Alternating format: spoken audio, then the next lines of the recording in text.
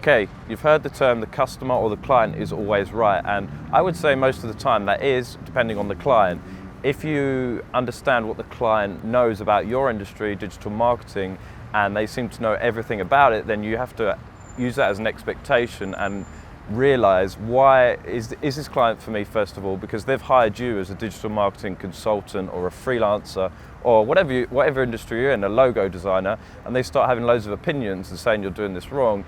You probably know that that client's not for you. But if they have a brief that's set out and say, I want a logo like this, or I want the marketing to do this, and they let you get on with it, that client is probably right. But again, it comes down to that first meeting and then starting communicating with that client.